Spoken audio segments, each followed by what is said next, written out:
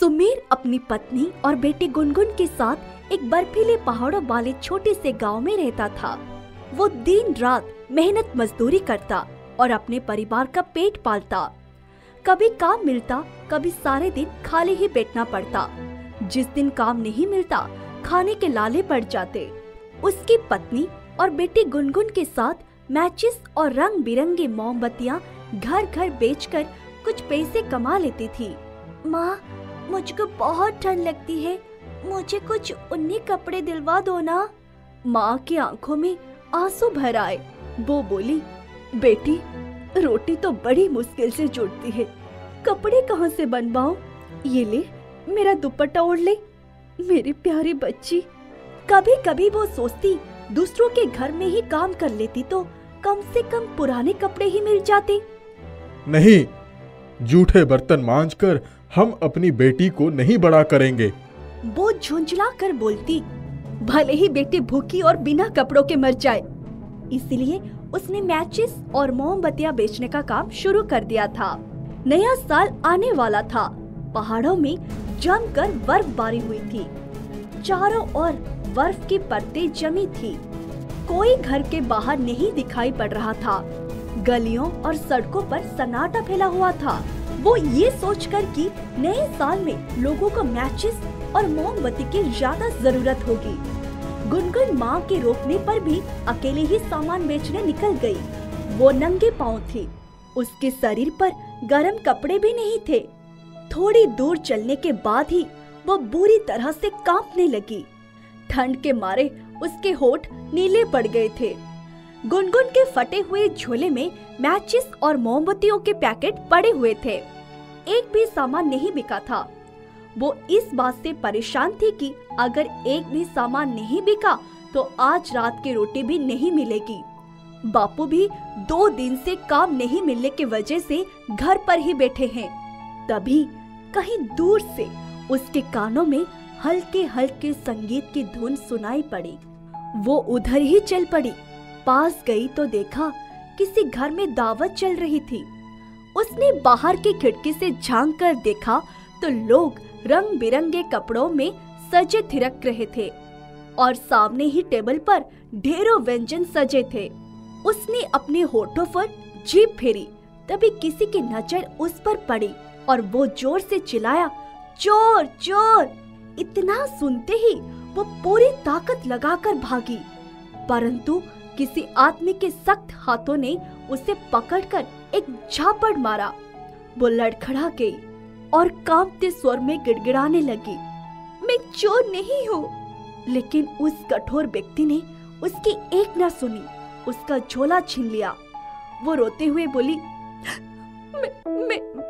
मेरे झोले में माचिस और मोमबत्तियों के सिवाय कुछ भी नहीं है। ये झोला मुझे वापस कर दो। उस व्यक्ति ने उसकी और हिकारत भरी नजरों से देखा और उसका झोला उठाकर दूर फेंक दिया। आइंदा कभी इस तरह से खिड़की से झांकती हुई देखी तो टांगे तोड़ दूंगा। इतना कहकर वो चला गया। कुछ देर वो ठंड में ठिठुरती हुई बैठी रही, फिर धीरे धीरे अपने आंसू पोंछते हुए झोला उठाकर ले आई और एक पेड़ के पास बैठ गई। उसने झोले में से मैचिस निकाली और एक तिली जलाकर उससे अपनी ठंडी पड़ी उंगलियों को सेंकने लगी। वो सिसक रही थी और बोलती जा रही थी, मुझे बड़ी ठंड लग रही है, कोई तो मुझे बचा लो, कोई तो मेरी सहायता करो। गुनगुन, तुम्हें कुछ नहीं होगा, मैं एक जादुई मैचिस हूँ। जो कुछ चाहिए मेरी एक तिली जलाते ही मिल जाएगा। तुम कब से मेरे झोले में हो? जब वो आदमी तुम्हें मार रहा था ना, तभी उसकी जेब से आकर तुम्हारे झोले में गिर पड़ी थी। वो तो अच्छा हुआ कि मैं तुम्हारे झोले में गिरी, वरना अगर मैं उसके पास रह गई होती तो वो मेरा दुरुपयोग करता और अनर्थ हो जाता।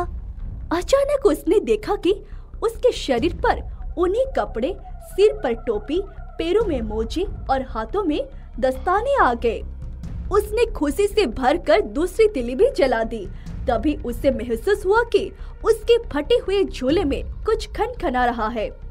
जब उसने देखा तो झोले में कुछ मैचिस के डिब्बे थे और ढेरों सोने के सिक्के थे। अचानक उसे ठोकर लगी और वो मुंह के बल गिर पड़ी। सारे सिक्के बिखर गए। अब उसको रोना आने लगा। जल्दी जल्दी उठकर उसने एक और तीली जला डाली। तब तक उसने देखा कि कंधे पर झोला रखे वो दूसरे ही पल में अपने घर के दरवाजे पर खड़ी थी। उसने जब अपना झोला देखा तो उसमें सिक्के वैसे के वैसे ही रखे थे। उसने अपने घर का दरवाजा खटखटाया। गुनगुन के बापू ने दरवाजा खोला और उसको इतने अच्छे कपड़ों में देखकर हैरान हो गए। गुनगुन, तू इतनी ठंड में कहाँ चली गई थी बेटी? तेरी माँ कब से परेशान है। गुनगुन ने अपना झोला एक तरफ फेंक दिया और बापू के गले में बाहें डालकर झूल गई। बापू बताओ तो आज मैचिस और मोमबत्ती कितने की बिकी होगी? अरे पहेलियां मत बुझा। तेरे ये ठाट बाट और तेरी खुशी देखकर तो लगता है कि आज तूने सारा सामान बेच लिया है। वो दौड़ कर गई, झोला उठाकर ले आए और बापू के सामने पलट दिया। खनखनाते हुए सारे सिक्के जमीन पर गिर पड़े। उसके बापू आश्चर्यचकित हो गए और बोले, अरे ये किसने दिया? गुनगुन मैचिस जलाते हुए बोली, बापू कुछ भी चाहिए तो जल्दी बोलो। मुझे क्या चाहिए? बस बहुत दिनों से इच्छा थी कि हमारे पास एक रहने लायक घर हो जाए। बस उसी पल उनका घर एक बड़े और अच्छे से घर में बदल गया और उसकी माँ खूबसूरत सी साड़ी पहने सजी धजी सामने आकर खड़ी हो गई। सुमिर तो जैसे पलके झपकाना ही भूल गया। उसने कहा, मैचिस जलाते ही ये सारी इच्छाएं कैसे पूरी हो सकती है? गुनगुन बोली, बापू वही तो, ये मैचिस जादुई है। अब पता चला कि मुझे ये सब कहाँ से मिला है। तीनों ने जल्दी जल्दी सारे सिक्के उठाकर अलमारी में रख दिया। गुनगुन ने अपने माता पिता को शुरू से अंत तक सारी बात बताई। मेरी गुनगुन तो बहुत भाग्यशाली है। जादुई मैचिस ने उनका घर खुशियों से भर दिया था। जादुई टिफिन बॉक्स। एक गांव में धीरज नाम का लड़का अपनी दादी के साथ रहता है। उसके माता पिता इस दुनिया में नहीं रहे। अब वह अपनी दादी का एकमात्र सहारा रहता है। वे गरीबी में जीवन बिताते रहते हैं। धीरज अपने खेत में फूलों की खेती करते हुए किसी तरह अपना जीवन यापन करता है। एक दिन उसकी दादी की तबीयत ठीक नहीं रहती। दादी, आप लेटी रहिए। आप रोज मुझे बनाकर खिलाती हैं। आज मैं आपको बनाकर खिलाऊंगा और खुद भी खाऊंगा। मुझे कॉलेज भी जाना है, इसलिए मसाला भात बनाता हूँ। रुक जा बेटा, मैं बना दूंगी। तूने कभी खाना बनाया नहीं है, परेशान हो जाएगा। कोई दिक्कत नहीं होगी दादी। हाँ, आपका डायरेक्शन जरूरी है। ठीक है, आधे टोप में चावल ले ले और उसे धोकर एक लोटा पानी मिलाकर चूल्हे पर रख दे। दादी ने जैसा जैसा कहा धीरज उसी तरह से करता गया और मसाला भात बनाकर तैयार कर दिया। उसे एक प्लेट में लेकर उसमें नींबू डालकर प्याज काटकर खाने लगा।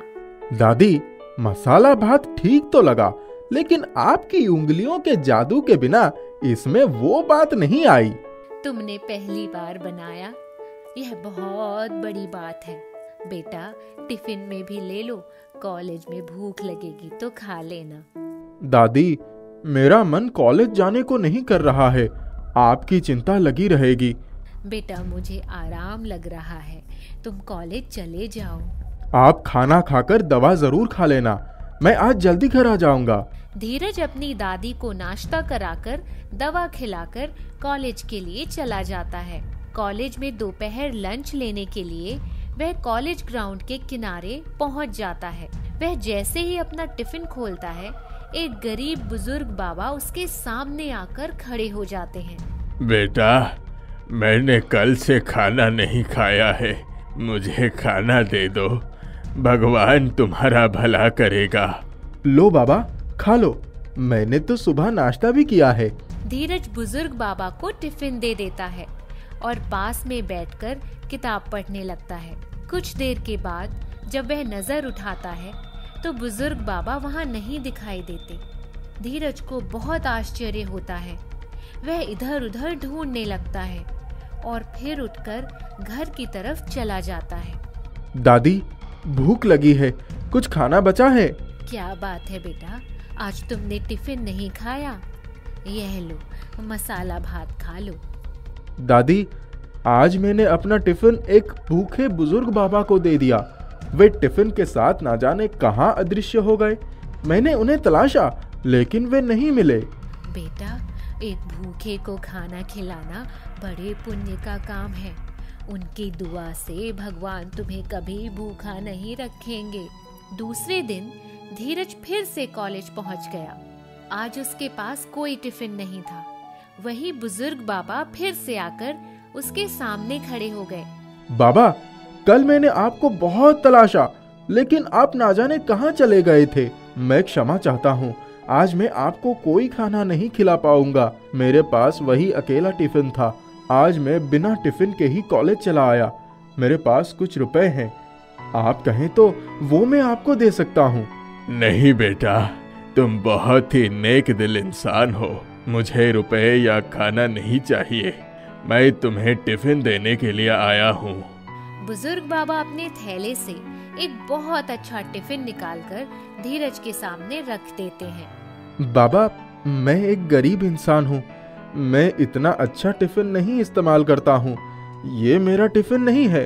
अंत में बाबा धीरज का ही टिफिन निकालकर उसके हाथ में रख देते हैं। हाँ बाबा, यही मेरा टिफिन है। बेटा, तुम्हारे मन में कोई लालच नहीं है। तुम अपना टिफिन ले लो और इसके साथ साथ मैं अपनी खुशी से तुम्हें यह सबसे अच्छा वाला टिफिन भी दे रहा हूँ। बेटा, ये एक चमत्कारी टिफिन है। तुमने भूखे को खाना खिलाया है, यह तुम्हारा इनाम है। यह तुम्हें सदैव धन धान्य से संपन्न रखेगा। धन्यवाद बाबा।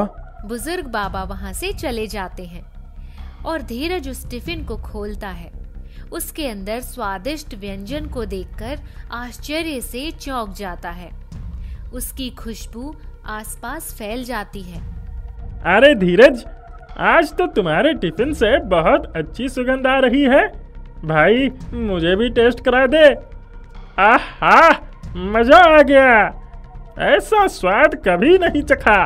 धीरज ने जब एक निवाला खाया तो वह खुशी से झूम उठा। अरे, ये तो वाकई बहुत आला दर्जे का खाना है, मजेदार है। जब धीरज ने टिफिन से आखिरी रोटी उठाई तब उसके नीचे 2 बड़ी सोने की मोहरें दिखाई पड़ी। उसने दोनों मोहरें ले ली। अब उसे धन धान्य का अर्थ समझ में आ गया था। धीरज कुछ ही समय में घर पहुंच गया। दादी, आज वे बुजुर्ग बाबा मुझे मिले थे और उन्होंने मुझे मेरा टिफिन वापस कर दिया। इसके साथ ही एक जादुई टिफिन भी दिया है। ये टिफिन तो बहुत स्वादिष्ट खाना देता है। ये देखो, 2 सोने की मोहरें भी इस टिफिन में मुझे दी है। यह तो बड़ी अच्छी बात है बेटा। एक बात याद रहे, अपना कर्म करते रहना है। दादी, अब हमारी गरीबी दूर हो जाएगी। मैं सोने की मोहरों से मिली पैसे लगाकर अपनी फूलों की खेती भी बढ़ाऊंगा। धीरज और उसकी दादी का जीवन सुखमय बीत रहा था। एक दिन उनके क्षेत्र में भयानक बाढ़ आ जाती है। चारों तरफ पानी ही पानी। कई घर पानी में तबाह हो जाते हैं। धीरज अपनी दादी को लेकर एक ऊंची पहाड़ी की तरफ चला जाता है। इसी बीच वह देखता है कि उसका घर टूटकर पानी में बह रहा होता है। वह कुछ लोगों की मदद भी करने लगता है, लोगों की जानें बचाता है। काफी देर के बाद बाढ़ का पानी कम हो जाता है। दादी, सब कुछ बर्बाद हो गया, अब तो कुछ भी नहीं बचा। बेटा, हिम्मत मत हार, ऊपर वाले पर भरोसा रख, वे सब की सुध लेते हैं। अचानक धीरज जोर से चीखता है। दादी, वो देखिए, पानी में तैरते हुए अपना जादुई टिफिन आ रहा है। अरे हाँ, ऊपर वाले ने इसे हमारे लिए फिर से भेज दिया। धीरज तेजी से आगे बढ़ता है। और टिफिन को उठाकर सीने से लगा लेता है।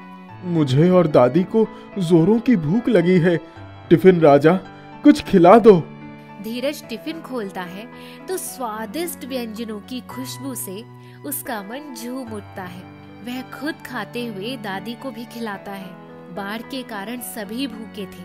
धीरज आसपास के लोगों को भी स्वादिष्ट खाना खिलाता है। इसके बाद टिफिन में फिर से नजर डालने पर उसे सोने की 2 मोहरें दिखाई देती हैं। उसे बहुत सारे सोने के सिक्के दिखाई देते हैं। धीरज जादुई टिफिन की कृपा से अपना नया घर बनाता है, फूलों की खेती को बढ़ा लेता है, गांव वालों की सहायता करता है। वह दादी और जादुई टिफिन के साथ सुखमय जीवन व्यतीत करने लगता है।